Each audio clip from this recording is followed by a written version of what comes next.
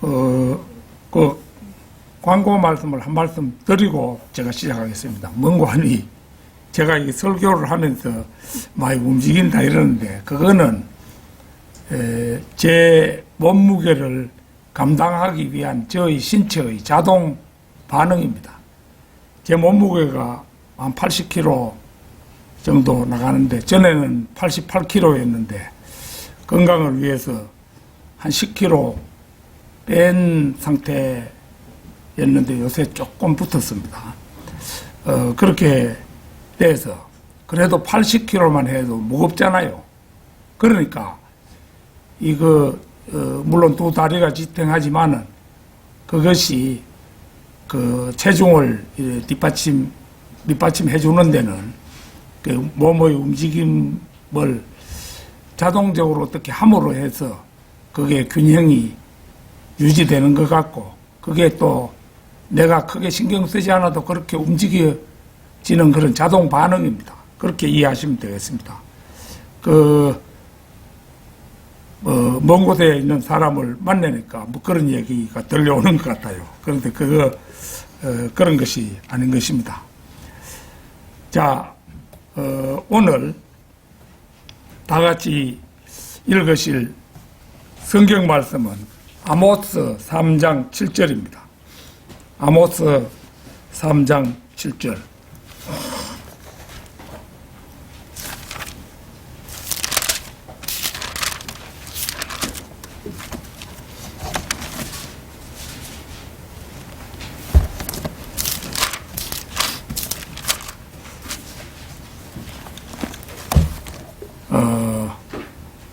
아모스 3장 7절 말씀입니다.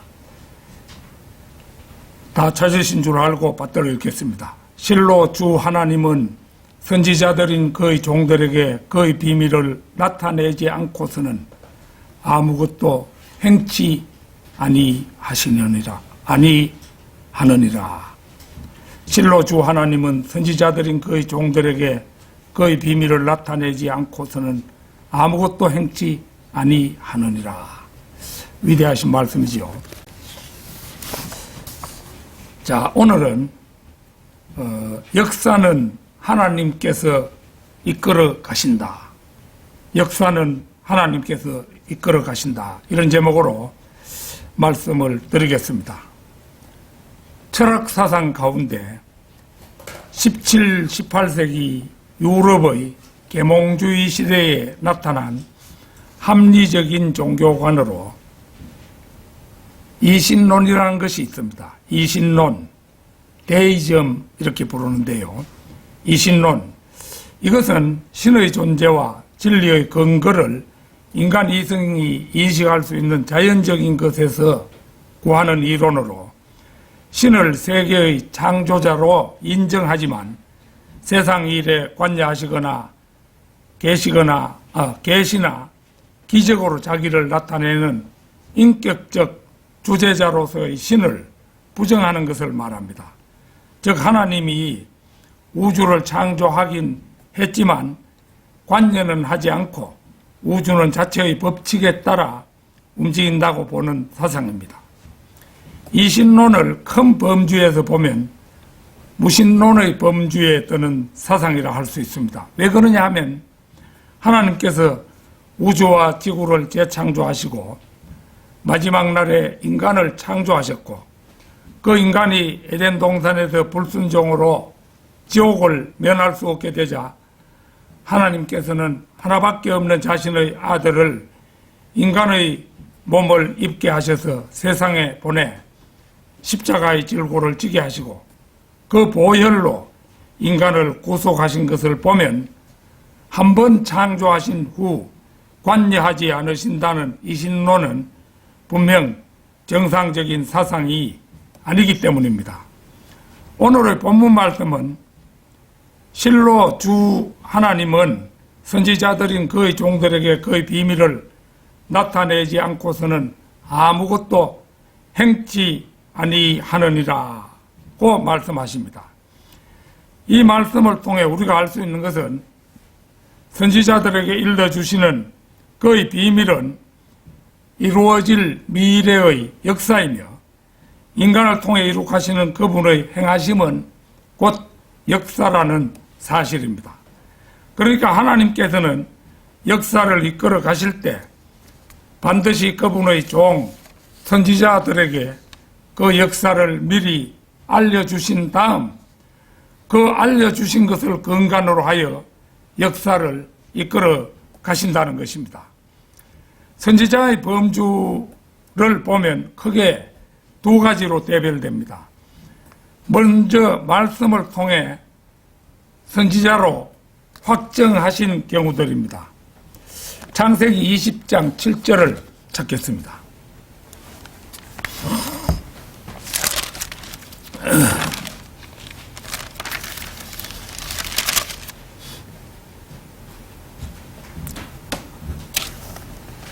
그러므로 이제 그 사람에게 그의 아내를 돌려주라. 그는 선지자니 그가 너를 위하여 기도하여 네가 살 것이라.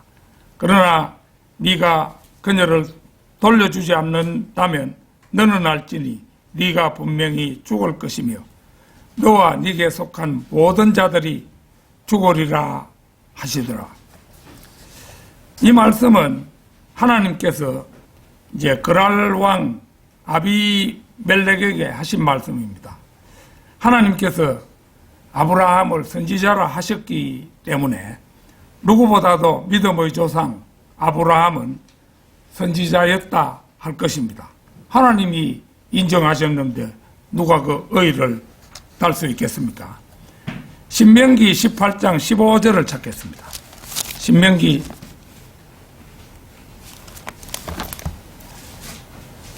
18장 15절입니다.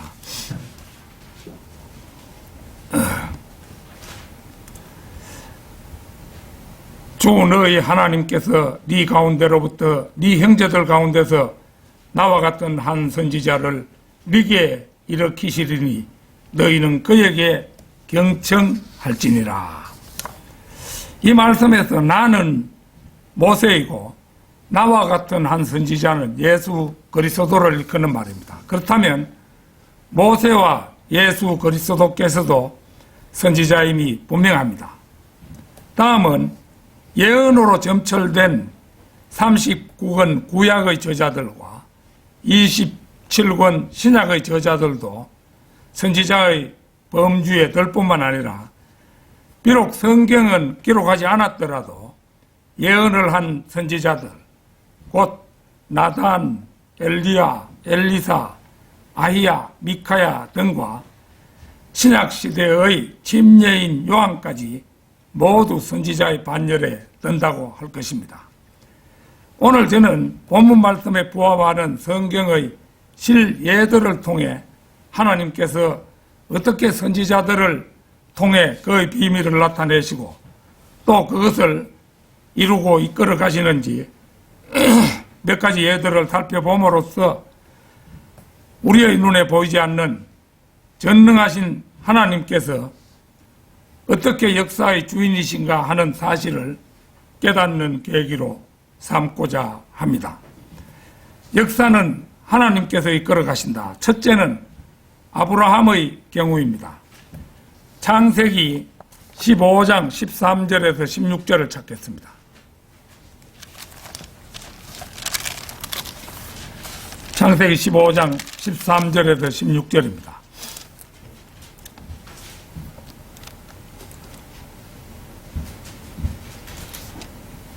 주께서 아브라함에게 말씀하시기를 너는 분명히 알지니 네 씨가 자기 땅이 아닌 곳에서 타국인이 되어 그들을 섬길 것이요 그들이 400년 동안 네 자손을 괴롭게 하겠고 그들이 섬길 그 민족을 내가 또한 심판하리니 그 후에 그들이 큰 재물을 가지고 나오리라. 너는 평안히 네 조상들에게로 갈 것이며 너는 충분히 늙은 나이에 장사될 것이라. 그러나 4대 만에 그들이 이곳으로 다시 돌아오리니 이는 아모리인들의 죄악이 아직 다 차지 않았음이라 하시더라. 하나님께서 아브라함에게 들려주신 이 예언은 출애굽기 12장에서 문자적으로 성취되었습니다. 하나님께서는 지상에 어떤 일이 시작되기 영원 전부터 영원까지 그 일이 기록된 말씀의 원본을 하늘에 가지고 계셨습니다. 시편 119편 89절을 보면 오 주여 주의 말씀은 영원히 하늘에 세워졌나이다.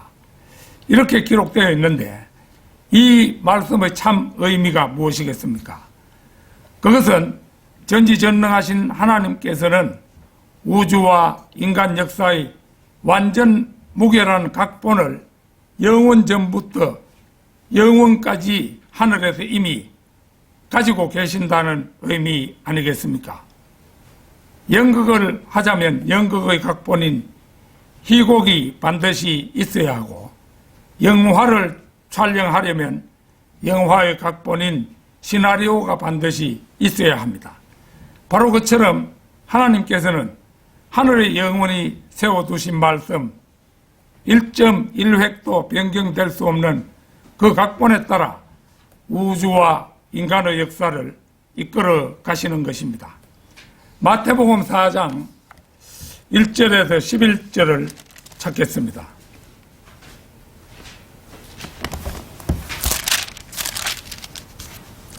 마태복음 4장 1절에서 11절 말씀.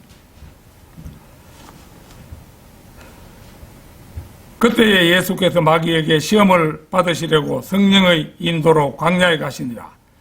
40일 낮과 밤을 금식하신 후 시장하게 되셨을 때에 그 시험하는 자가 주께 나와 말하기를 네가 하나님의 아들이면 이 돌들에게 명하여 빵이 되게 하라고 하더라. 그러나 주께서 대답하여 말씀하시기를 기록되었으되 사람이 빵으로만 사는 것이 아니요 하나님의 입에서 나오는 모든 말씀으로 사느니라고 하였느니라 하시더라. 그러자 마귀는 주를 거룩한 도성 안으로 데리고 올라가서 성전 꼭대기에 세우고 말하기를 네가 하나님의 아들이면 뛰어내려보라. 기록되었으되 그분께서 너에 대하여 자기 천사들에게 명하시리니 그들이 손으로 너를 받들어서 어느 때라도 너의 발이 돌에 부딪히지 않게 하시리라고 하였느니라 하더라. 예수께서 그에게 말씀하시기를 또 기록되었으되 너는 주 너의 하나님을 시험하지 말라고 하였느니라 하시더라. 다시 마귀는 주를 아주 높은 산 위로 데리고 올라가서 세상의 모든 나라들과 그것들의 영광을 보여주며 말하기를 네가 내게 엎드려 경배하면 내가 이 모든 것들을 너에게 주리라고 하더라. 그러자 예수께서 그에게 말씀하시기를 사탄아 여기서 물러가라. 기록되었으되 너는 주 너의 하나님께 경배하고 오직 그분만을 섬기라고 하였느니라 하시니 마귀가 주를 떠나고 보라 천사들이 와서 주를 섬기니라. 이 대목은 이제 예수님께서 마귀에게 시험 받으시는 장면인데 자세히 살펴보면 예수님께서는 3번에 걸쳐 기록되었으되 이렇게 전제하신 다음에 구약 신명기의 말씀을 인용하시는 것을 볼 수가 있습니다. 빵에 관한 말씀은 신명기 8장 3절의 말씀이고 시험에 관한 말씀은 신명기 6장 16절의 말씀이며 경배에 관한 말씀은 신명기 6장 13절의 말씀이었습니다. 우리가 잘 아는 바 그대로 예수님께서는 삼위의 하나님 가운데 두 번째 위격이신 말씀 하나님이심에도 불구하고 한 번도 적극적으로 말씀하시지 않고 이미 기록되어 있는 말씀을 인용하시는 광경은 너무도 인상 깊은 광경이 아닐 수 없습니다. 그분 자신이 창조주이실 뿐만 아니라 죽은 지 사흘이나 된 나사로를 말씀으로 불러내신 분이신데 어느 구사 능력이 부족해서 3번이나 신명기의 말씀을 인용하신 것은 아닌 것이 분명합니다. 오히려 하늘에 세워진 말씀의 엄정함을 우매한 사람들에게 깨우치기 위해서였음을 알게 되는 것입니다. 출애굽기 12장 31절에서 36절을 찾겠습니다. 출애굽기 12장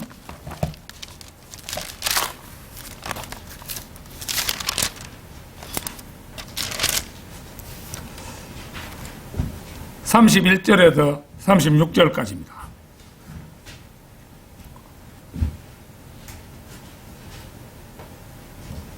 파라오가 밤에 모세와 아론을 불러 말하기를 너희와 이스라엘 자손들은 일어나서 내 백성 가운데로부터 떠나 너희가 말한 대로 가서 주를 섬기라. 또한 너희가 말한 대로 너희 양떼와 소떼도 데리고 가고 나를 위해서도 축복하라 하더라.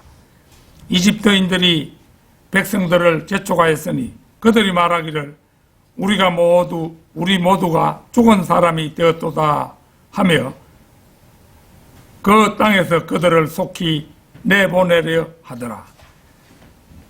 백성이 반죽이 발효되기 전에 반죽 그릇에 담아 옷으로 싸서 그들의 어깨 위에 매니라. 이스라엘 자손들이 모세의 말대로 이집트인들에게서 은폐물과 금폐물과 의복을 빌렸더니 주께서 이집트인들의 목전에서 백성들에게 은총을 베푸심으로 이집트인들은 그들이 요구하는 대로 그들에게 빌려주더라. 그들이 이집트인들에게서 빼앗더라.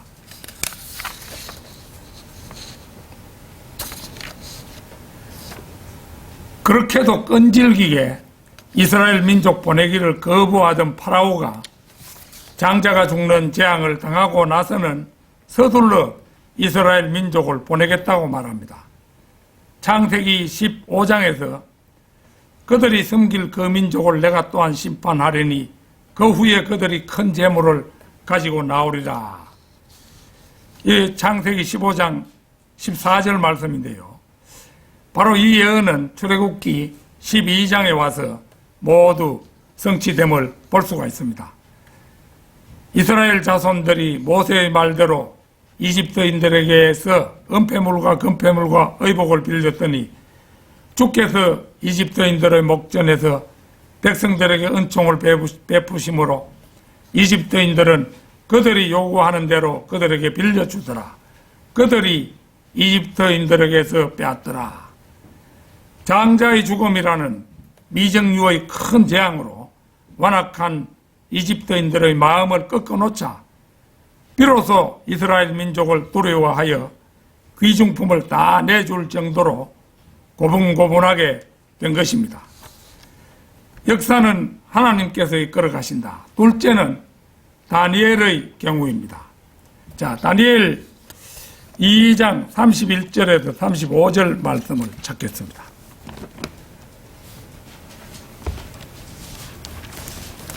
다니엘 2장 31절에서 35절 말씀입니다.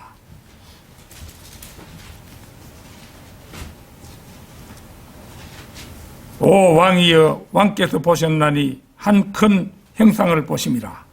이 큰 형상은 그의 광채가 찬란하여 왕 앞에 섰는데 그 용모가 무서웠나이다. 이 형상의 머리는 정금이요, 그의 가슴과 양팔은 은이요, 그의 배와 넓적다리는 놋이요, 그의 다리는 철이요, 그의 발의 일부는 철이며 일부는 진흙이었나이다. 왕께서 보셨는데 손으로 다듬지 아니한 돌이 철과 진흙으로 된 그 형상의 발을 쳐서 산산이 부수니 그 철과 진흙과 놋과 은과 금이 함께 산산이 부서져서 여름 타작 마당에 쭉정이 같이 되어 바람에 날려 사라져 간 곳이 없어졌으며 그 형상을 친 돌은 태산을 이루어서 온 세상을 가득 채웠나이다. 다니엘은 지금 자신이 듣지도 보지도 못한 느부갓네살 왕의 꿈을 해석하기에 앞서서 그 꿈의 내용부터 하나님께서 밤의 환상을 통해서 알려주신 대로 밝혀 나가기 시작합니다. 이러한 행동은 하나님의 말씀에 대한 절대적인 신뢰가 없이는 무모하고 위험천만한 모험이 아닐 수 없습니다. 꿈을 통한 환상은 느부갓네살 왕에게 나타난 것이었고 그것은 또 그의 기억에서 사라진 상태였음에도 불구하고 다니엘은 그 꿈의 전모를 하나하나 정확하게 밝혀나갑니다. 그 꿈은 하나님께서 나온 위대한 계시였으므로 일반 현자나 점쟁이 수준으로는 그 전모를 밝힌다는 것은 불가능한 일이었습니다. 당시 바빌론에는 짐작컨대 1천 수백 명의 용한 현자들이 있었을 것입니다. 우리가 그 아방 때 그 예언하는 선지자들이 무슨 400명인가 되었죠. 그 아합이 다스리던 작은 나라만 해도 400명 정도 선지자가 있었다고 하면은 적어도 세계의 최초의 그 제국이라 할 수 있는 그 바빌론 왕국에는 많게는 2,000명도 있을 수가 있는 겁니다. 그러니까 적게 잡아도 이제 1천 수백 명의 그 현자들이 있었을 것이라고 우리가 추정해 볼 수 있습니다. 그러나 그들은 자신의 왕이 꾼 꿈의 내용에 대해 입도 뻥긋 할 수가 없었습니다. 그래서 궁여지책으로 그들은 그 꿈이 어떠한 것인지 알려주시면 해석에 올리겠다고 주장할 따름이었습니다. 마침내 왕은 모든 현자들을 죽이라고 명령하기에 이릅니다. 이런 급박한 상황에서 유대 청년 다니엘이 왕의 꿈을 해석하겠다고 자청하고 나섭니다. 그리하여 그는 그 밤에 하나님께 기도했고 하나님께서는 다니엘에게 꿈의 내용과 그 해석을 알려주셨으며 그것을 왕께 구하여 자신의 목숨은 물론 칼데아 모든 현자들의 목숨까지도 구하게 되었던 것입니다. 자, 그 뒤 36절부터 40절을 보겠습니다. 그 꿈이 이러하오며 우리가 그 해석을 왕 앞에 설명하리이다. 오 왕이여, 왕은 왕중의 왕이시라. 하늘의 하나님께서 왕께 왕국의 권세와 능력과 영광을 주셨나이다. 또 사람의 자손들과 들의 짐승들과 하늘의 새들이 살고 있는 모든 곳들을 하나님께서 왕의 손에 주셔서 왕으로 그들 모두를 다스리는 자가 되게 하셨나니 왕은 곧 이 건물이니이다. 왕 이후에 왕보다 못한 다른 왕국이 일어날 것이요 또 다른 셋째 왕국이 노소로 일어나 온 세상을 다스리게 되리이다. 넷째 왕국은 철같이 강한 왕국이 될 것이니 철은 모든 것을 산산조각 내며 이기는 것이라. 철이 모든 것을 부수는 것 같이 그 왕국이 산산조각을 내고 깨뜨릴 것이니이다. 하나님으로부터 계시받은 다니엘의 해석에 따르면 왕은 곧 이 건물이니이다. 이 말 그대로 바빌론의 느부갓네살 왕은 자신의 꿈에 본 형상의 건물이에 해당하는 인물이었습니다. 이 건물이에 해당하는 바빌론 제국은 BC 606년에서 BC 536년까지 세계 권력으로 군림했습니다. 또 이제 32절을 보면 왕 이후에 왕보다 못한 다른 왕국, 39절입니다. 39절. 39절을 보면 왕 이후에 왕보다 못한 다른 왕국이 일어날 것이요. 여기에서 다른 왕국은 그의 가슴과 양팔은 은이요에 해당하는 나라로 느부갓네살 왕에 이어서 나타날 왕국인데, 이 은혜에 해당하는 나라는 군사 독재 체제인 메데 페르시아 왕국입니다. 이 나라가 군사 독재인 것은 군대의 장군이 권력을 쥐고 세운 왕국이기 때문입니다. 그런데 놀라운 것은 이 메데 페르시아 이 제국이 말이죠. 그 메데라는 민족하고 페르시아라는 두 민족이 합쳐서 세운 나라거든요. 그러니까 이게 양쪽 어깨가 있는 거잖아요. 그러니까 그거 일치하는 겁니다. 매우 놀랍죠. 이 나라는 BC 536년에 발흥하여 세계 지배 권력으로 군림하다가 BC 330년에 그리스의 알렉산더 대왕에게 멸망했습니다. 자, 본문 39절에서, 본문 39절이 아니고 조금 전에 읽어본 그 말씀 39절에서 또 다른 셋째 왕국이 노소로 일어나 온 세상을 다스리게 되리이다. 여기에서 또 다른 셋째 왕국은 그의 배와 넓적다리는 노시오에 해당하는 나라로 군사적 군주국가인 알렉산더 제국이었습니다. 알렉산더 대왕은 독재자라기보다는 한 사람의 군대 장군으로 군주가 된 사람이었습니다. 알렉산더는 마케도니아 지방에서 발흥하여 세계 여러 곳을 두루 돌아다녔지만 절대적 독재권자로서 세계 지배 권력으로 군림한 것은 아니었습니다. 따라서 느부갓네살 왕에 비할 바는 못 되었으나 지금 세상의 권력을 지닌 자들과는 수준이 다른 위치에 있었던 왕입니다. 그는 이집트에서 인도에 이르는 대제국을 건설했는데 알렉산드리아라는 그 도시를 자기가 점령한 땅마다 세웠는데 그 도시가 70개나 되었다. 이렇게 전해집니다. 그런데 지금 우리가 알렉산드리아를 아는 곳은 이집트 그 알렉산드리아, 오리겐이 가짜 성경 장난을 쳤던 곳이 그 이집트의 알렉산드리아죠. 이 하나가 정확하게 알려져 있죠. 알렉산더 대왕의 그리스는 BC 330년부터 BC 100년까지 지속되었습니다. 알렉산더 자신은 아주 젊은 나이로 죽었고 그의 왕국도 이내 그의 신하들에 의해서 네 나라로 나누어지고 말았습니다. 이제 거기 이제 그 다음에 40절 보겠습니다. 넷째 왕국은 철같이 강한 왕국이 될 것이니 철은 모든 것을 산산조각 내며 이기는 것이라. 여기에 나오는 넷째 왕국은 그의 다리는 철이요에 해당하는 나라로 BC 100년경에 일어난 로마 제국을 말합니다.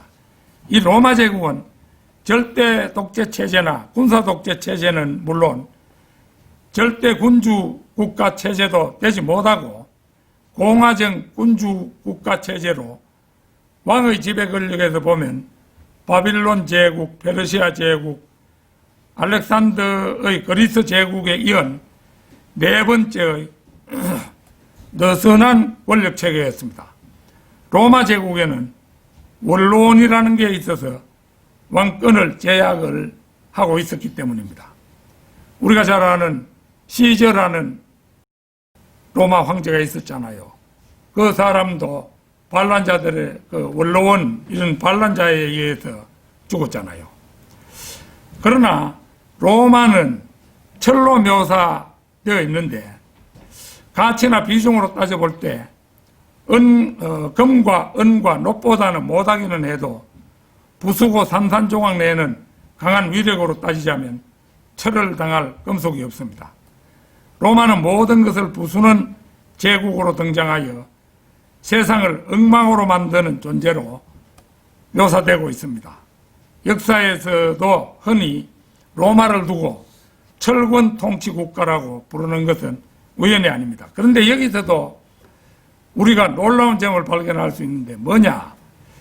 이 이제 그 두 다리가 철로 된 그 형상이 두 다리가 철로 되었잖아요. 이게 로마 제국을 말하는데 두 다리가 그게 로마 제국이니까 이게 공교롭게도 로마 제국을 보면은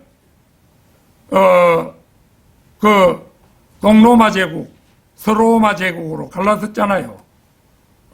그래 갈라져 가지고 이제 되는 것인데 이 다니엘이 본 형상에서 두 다리가 로마 시대에 해당한다는 것은 놀라운 일이죠.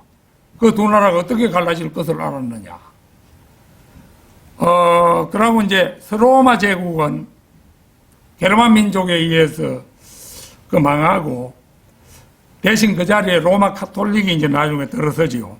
들어서는데 동로마 제국은 비잔틴 제국으로 1000년도 넘어 존속했습니다. 동로마 제국이 그렇게 오래 존속한 거지요. 그래서 그런 것을 보면 이 다니엘이 느부갓네살 왕이 꾼 꿈을 해석하는 대목에서 그 로마에 해당하는 그것은 앞서 두 어깨 부분에 해당하는 그 메데 페르시아 제국과 더불어서 로마 제국도 두 다리가 된다는 점에서 놀라운 그런 예언이라고 할 수가 있죠. 자, 다시 뒤 다니엘서 2장 41절에 45절을 보겠습니다. 그 일부는 토기장이의 진흙이며 일부는 철인 발과 발가락을 왕께서 보셨더니 그 왕국이 나뉘어질 것이며 왕께서 철과 차진 진흙이 섞인 것을 보셨으니 그 왕국에는 철의 강함이 있을 것이니이다. 또한 그 발가락의 일부는 철이요 그 일부는 진흙이었으므로 그 왕국이 부분적으로 튼튼하고 부분적으로는 부서질 것이니이다. 왕께서 철과 차진 진흙이 섞인 것을 보셨으니 그들은 사람들의 씨와 섞일 것이나 그들이 서로 합하지 못하는 것이 철과 진흙과 섞이지 못함과 철이 진흙과 섞이지 못함과 같으리이다. 이들 왕들의 때에 하늘의 하나님께서 결코 멸망하지 않는 한 왕국을 세우시리니 그 왕국은 다른 백성에게 넘겨지지 않을 것이요 도리어 그 왕국이 그 모든 왕국들을 쳐부수고 멸하여 영원히 설 것이니이다.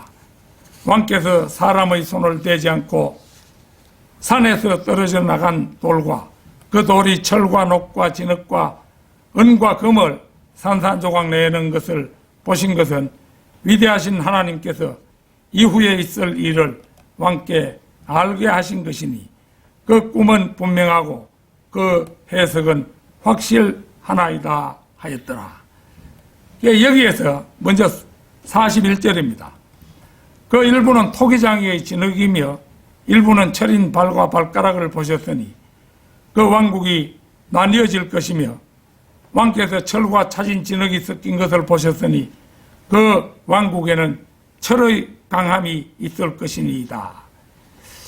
형상의 이제 다리, 곧 로마 제국은 철인데 반해서 그 발과 발가락은 철과 차진 진흙으로 이제 되어 있습니다. 철과 진흙은 서로 혼합할 수는 있으나 합하여 하나가 될 수는 없는 물질들입니다.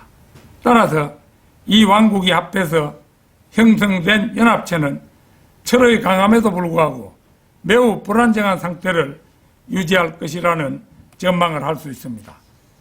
또한 그 발가락의 일부는 철이요 그 일부는 진흙이었으므로 그 왕국이 부분적으로 튼튼하고 부분적으로 부서질 것이니이다. 이 말씀이 바로 철과 진흙이 서로 엉키지 못하는 상태를 의미하는 것이면 물론입니다. 그런데 이제 그 다니엘이 보았던 큰 형상, 그게 이제 다니엘이 해석한 큰 형상이죠. 그 원래 이제 느부갓네살 왕이 꿈에 보았던 거죠. 그 형상은 사람인데 그 발가락은 10개로 이 열은 이방인의 수를 나타냅니다. 이방인의 조상 노아는 아담의 10대 후손이고 이방인의 계보는 창세기 10장에 나옵니다. 로마서 10장에서 이방인을 위한 복음이 역설되고 이사야 10장 10절에서는 적그리스도가 언급됩니다. 예수 그리스도께서 대환란 말미에 재림하실 때에도 이 지상에는 이방인 10왕이 10왕국을 맡고 있을 터인데 이 10왕은 마귀적인 존재들입니다. 그때 아마 예수님 오실 때 세상에 10개 나라가 최고로 강한 나라들이 있을 것이라는 그런 얘기죠. 자, 43절을 보면요. 왕께서 철과 차진 진흙이 섞인 것을 보셨으니 그들은 사람의 씨와 섞일 것이나 그들이 서로 합하지 못하는 것이 철이 진흙과 섞이지 못함과 같으리이다. 여기서 사람들의 씨와 섞인다는 말은 창세기 6장 노아의 날들에 외계에서 온 자들, 그러니까 자기 자리를 이탈한 그 천사들이 사람의 딸들과 섞였던 것처럼 대환란 말미에도 외계에서 온 자들이 사람의 씨와 섞일 것을 말씀한 대목입니다. 이들 왕들의 때에 하늘의 하나님께서 결코 멸망하지 않는 한 왕국을 세우시리니 그 왕국은 다른 백성에게 넘겨지지 않을 것이요 도리어 그 왕국이 이 모든 왕국을 쳐부수고 멸하여 영원히 설 것이니이다. 요 44절입니다.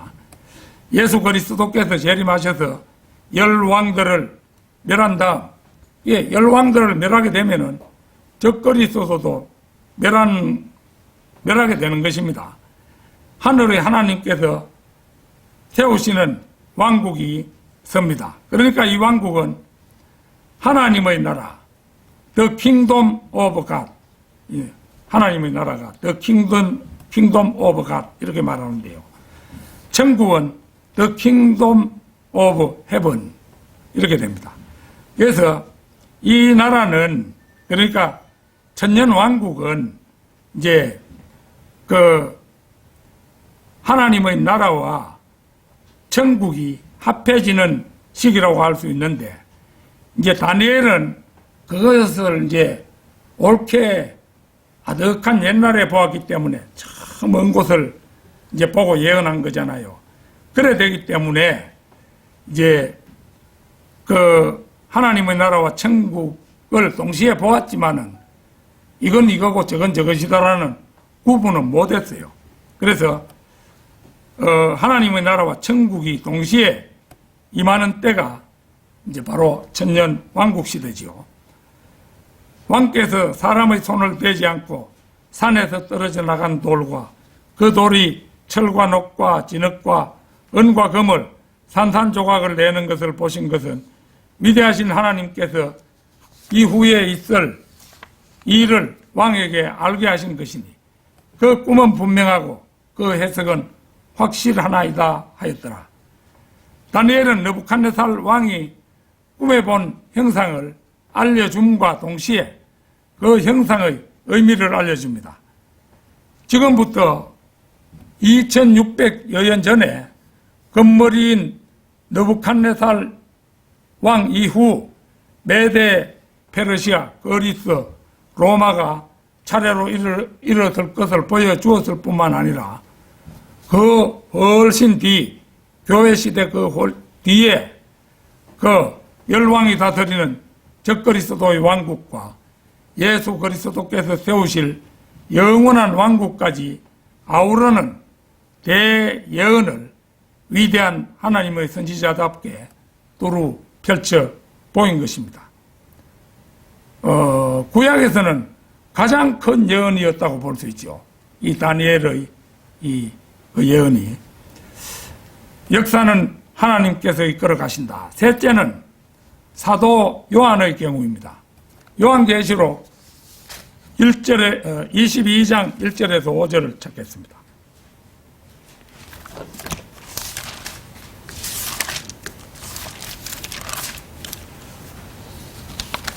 요한계시록 22장 1절에서 5절입니다.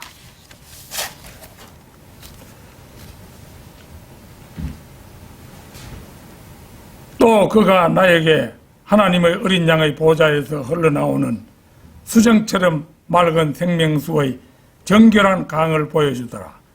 그 도성의 거리 한가운데와 그 도성은 이거 새 예루살렘 성이지요. 그 강의 양편에는 생명나무가 있어 12가지 과실을 맺으며 날마다 과실을 내더라. 달마다 과실을 내더라. 그리고 그 나무의 잎사귀들은 민족들을 치유하기 위한 것이더라.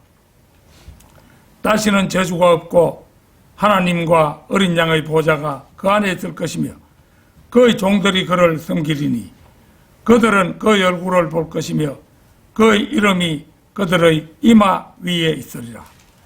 거기에는 밤이 없겠고 그들에게는 촛불도 햇빛도 필요하지 아니하리니 이는 주 하나님께서 그들을 비추시기 때문이라.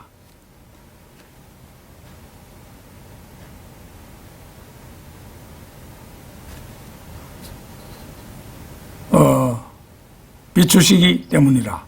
그들이 영원 무궁토록 통치하리라. 자, 천년왕국이 끝난 후에 잠시 풀려나 반역을 저질렀던 사탄이 이제 최종적으로 불못에 던져지죠. 그때는 이미 땅과 하늘이 사라졌습니다. 이미 백보자 심판 그 앞에 하늘과 땅이 다 사라져버렸죠. 그래서 요한계시록 20장 큰 백보자 심판에서 예수 그리스도께서는 심판주가 되시고 교회 시대 구원받은 성도들은 예수님을 도와서 지옥에 가 있던 모든 사람과 노아의 때에 자신들의 자리를 이탈한 천사들까지 심판하는 막강한 그 권력의 자리에 있게 됩니다. 21장에서 새하늘과 새 땅이 열리고 새 예루살렘이 하나님께로부터 하늘에서 내려옵니다. 20장에서 부모와 형제 자매, 자식과 친지들을 불못으로 떠나보낸 후 생각이 날 때마다 눈물을 금할 수 없었던 성도들은 여전히 눈물과 슬픔을 가진 존재였으나 여기 영혼세계에 들어와서는 하나님께서 그들의 눈에서 모든 눈물을 닦아내십니다. 그리고 그들에게는 다시는 사망이나 슬픔이나 울부짖음이 없고 고통 또한 없다고 말씀하시죠. 그런데 그런 일이 어떻게 가능하겠습니까? 이 문제에 대해서 저는 혼자 곰곰이 생각해 본 적이 있는데 이것은 아마도 전능하신 하나님께서 우리들의 기억의 회로 중에서 이제 그 가족과 관련되는 슬픔 이런 것이 기억되어 있는 그 회로를 제거하시는 것이 아닌가 이런 생각을 해본 적이 있습니다. 여기까지는 이건 제 추측일 따름입니다. 다니엘 7장 14절을 찾겠습니다. 다니엘 7장 14절.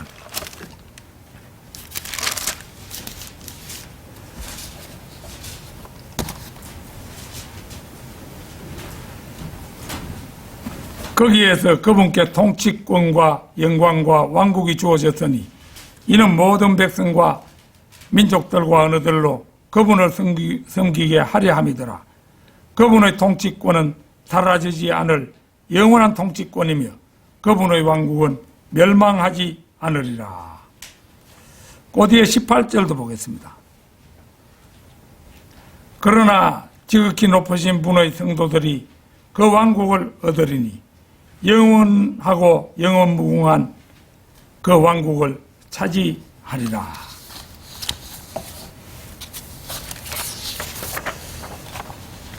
여기서 말하는 왕국은 천년왕국이 아닙니다. 이 말씀으로 미루어 보건대 다니엘 역시도 천년왕국 너머로 영원한 왕국을 바라보았음을 알 수가 있습니다. 그러나 그것은 요한이 바라본 것과는 달리 덜 구체적이고 다소 희미한 그림이었다고 할 수가 있습니다.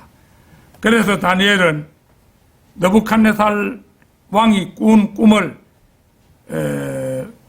해석하면서 그 머리로부터 예언의 산봉우리들에 가린 철과 진흙이 뒤섞인 열 발가락까지를 예언으로 말해 주었고, 사도 요한은 다니엘의 바톤을 이어받아서 큰 형상의 발가락에서 시작하여 과거 예언의 산봉우리들에 가렸던 교회와 천년왕국과 영원세계를 자세하게 조명했음을 알 수가 있습니다. 이제 아까 읽은 요한계시록 22장 말씀으로 돌아가겠습니다. 자, 1절입니다. 또 그가 나에게 하나님과 어린 양의 보좌에서 흘러나오는 수정처럼 맑은 생명수의 정결한 강을 보여주더라.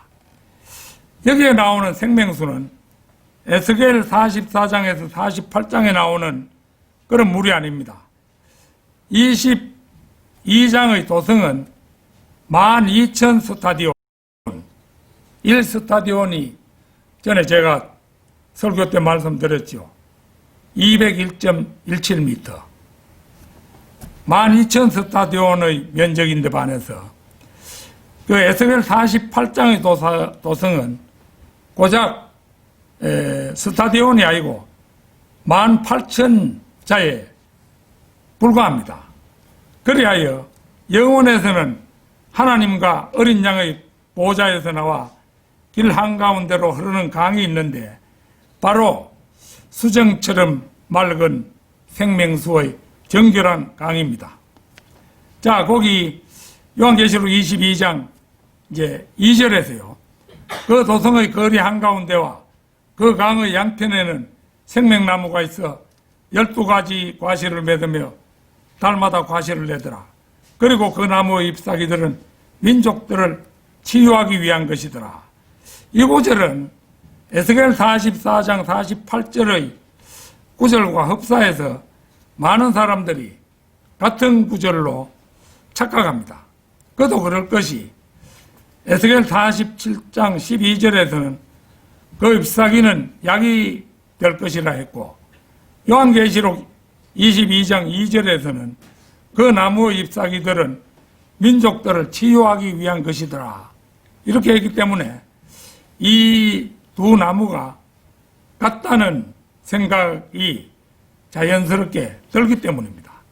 그러나 에스겔서에 나오는 성전은 지상의 성소로 레위인들이 드나들고, 여기 요한계시록 21장 22절에는 내가 보니 성 안에는 성전이 없더라. 이는 전능하신 주 하나님과 그 어린 양이 그곳의 성전임이라. 이렇게 말씀하고 있기 때문에 레위인이나 사독의 아들들 같은 그런 제사장 무리가 없습니다. 규모로 보아도 12,000 스타디온과 18,000자는 비교가 되지 않습니다. 따라서 요한계시록 22장은 영원이지 천년왕국 기간이 아닙니다. 자, 이제 3절에서 요한계시록 22장 3절에서 5절까지 보겠습니다. 다시는 저주가 없고 하나님과 어린 양의 보좌가 그 안에 있을 것이며 그의 종들이 그를 섬기리니 그들은 그의 얼굴을 볼 것이며 그의 이름이 그들의 이마 위에 있으리라. 거기에는 밤이 없겠고 그들에게는 촛불도 햇빛도 필요하지 아니하리니 이는 주 하나님께서 그들을 비추시기 때문이라. 그들이 영원 무궁토록 통치하리라. 영원 무궁토록 통치하리라는 것은 천년 왕국의 통치가 뚜렷한 중단 없이 영원으로 이어짐을 보여줍니다. 그들은 새 예루살렘에 사는 시민들입니다. 다시는 저주가 없고, 이 땅에 한번 저주가 내렸는데 창세기 3장에서 주어진 저주가 요한계시록 22장 3절에 이르러서야 비로소 완전히 제거됨을 봅니다. 천년왕국 기간에 땅은 새로 태어나지만 여전히 마귀와 악령들이 있으며 땅 심장부 지옥에는 구원을 상실한 자들이 있고 사탄도 마지막에 가서는 노예나 곡과 마곡을 다시 한번 미혹합니다. 다시는 저주가 없는 때는 누가 뭐라고 해도 영원이라고 할 것입니다. 그의 종들이 그를 섬기리니 이 말은 구원받은 성도들이 주님을 섬김을 말합니다. 영원에서 그리스도인은 새 예루살렘의 맑은 유리 같은 투명한 금으로 만들어진 자신의 아파트에 거주합니다.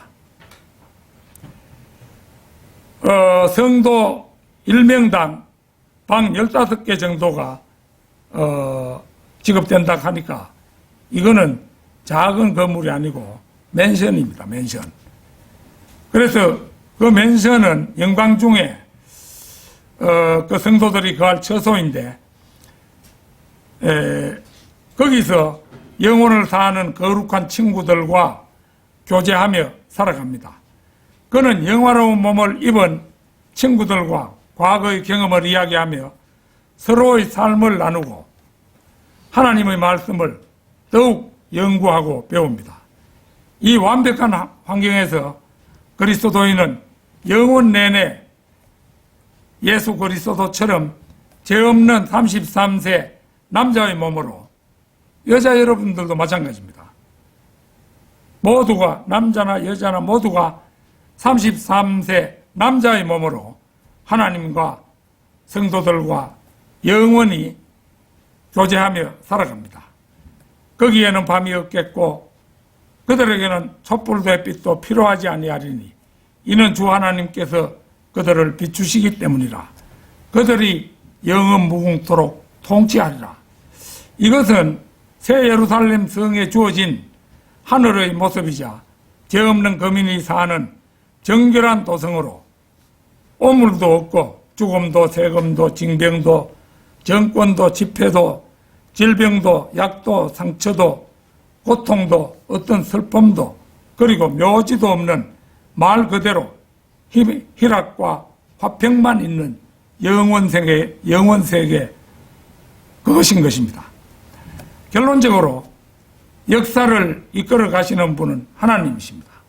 이제 선지자들에게 미리 보여주시고 그 각본대로 세계의 역사를 이끌어 가시는 분이 하나님이시죠. 오늘 본문 말씀에서 실로 주 하나님은 선지자들인 그의 종들에게 그의 비밀을 나타내지 않고서는 아무것도 행치 아니하느니라. 말씀 그대로 하나님께서는 개개인의 삶의 과정을 기록하지는 않으셨으나 역사의 근간을 선지자를 통해 기록하게 하시고 그 말씀대로 역사를 이끌어 가신다는 것입니다. 이 근래 미국의 그 대선 이후에 트럼프 대통령이 연임에 성공하느냐 혹은 민주당의 바이든이 새로 대통령이 되느냐를 미국 국민이 아닌 저로서도 애를 태우며 미국으로부터 뉴스에 신경을 곤두세워 온 것이 사실입니다. 자유민주주의의 보루라고 할 수 있는 미국에서 보수 우파가 승리하느냐 아니면 글로벌리스트, 이 세계 통합주의자를 글로벌리스트라고 하죠. 이 글로벌리스트이자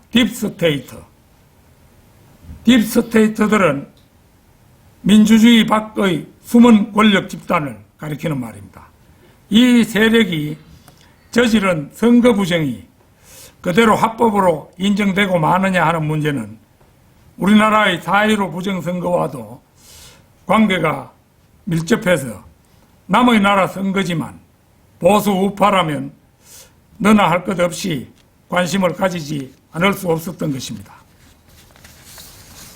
각 주의 대통령 선거 인단이 최종 집계되는 지난 1월 6일에 경합주의 선거인단 관계로 상원 의장인 펜스 부통령이 트럼프의 손을 들어주면 트럼프가 당선이 확정되는 것이나 다름없고, 경합주 선거인단을 인정하여 바이든의 손을 들어주면 바이든이 유력한 상황에서 공화당의 펜스 부통령이 자신의 동지인 트럼프를 배반하고 바이든의 승리를 선언하는 초유의 사태가 일어났습니다. 트럼프를 편드는 사람들에게는 배신자 펜스라는 격한 반응이 나온 것은 당연한 일이기도 했습니다.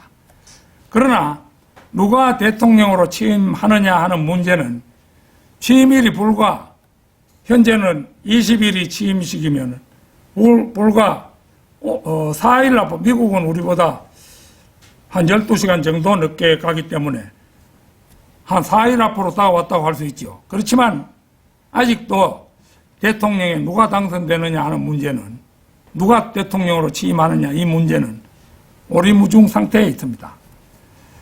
올해 휴거가 일어날지도 모른다는 관점에서 볼 때 세계 정부가 하루속히 들어서자면은 딥스테이트이자 글로벌리스트이며 중국 공산당의 사주를 받는 바이든이 당선되는 것이 마지막 때를 맞은 하나님의 뜻 같기도 하다는 생각을 했습니다. 그러나 몇 해라도 딥스테이트, 글로벌리스트, 공산주의자들의 준동을 막고 미국의 자유민주주의가 유지되자면 트럼프밖에 없다는 생각에 이제나 저제나 하고 트럼프가 대통령에 당선되기를 학수고대해 온 것도 사실입니다. 그러나 다 현실에 얼마간이라도 더 안주하려는 주제넘은 제 개인의 부질없는 소망이었음을 깨닫고 이 설교를 작성하면서 저는 마음으로 새삼 하나님께 용서를 구했습니다. 역사의 주인은 하나님이신데 그 주인을 제쳐놓고 누가 되면 어떻고 누가 되면 어떻다는 생각을 하는 자체가 온당하지 못하다. 이런 점에서 하나님께 제가 용서를 구했습니다. 어차피 역사는 하나님께서 이끌어 가심으로 두 사람 중 누가 대통령이 되든 우리 그리스도인들은 그것을 담담히 역사의 절대 주권자인 하나님의 뜻으로 받아들이고 오히려 그분의 영원한 왕국이 임하기를 고대해야 할 것입니다. 왜냐하면 그분이야말로 세계 역사는 물론 개개인의 삶까지도 모두 그분 자신의 뜻대로 이끌어 가시는 분이기 때문입니다. 가령 조 바이든이 되든 조 바이든을 그걸 분쇄해 뿌리고 트럼프가 대통령에 올라선다 할지라도 이미 과거부터 트럼프도 적거리스도의 후보에 들어가는 사람이었기 때문에 하나님의 역사는 그대로 흘러가는 것이죠. 그러니까 우리는 하나님의 뜻에 모든 것을 맡기고 현재 이제 우리 자신의 마음을 지켜야겠죠. 그래서 아무쪼록 날마다 성경을 읽어서 그분이 이끌어 가시는 역사를 깨달음은 물론 하루속히 천년왕국과 새 예루살렘의 영원한 삶을 아멘으로 구하는 우리 모두가 되기를 소망합니다. 다 같이 기도드리겠습니다.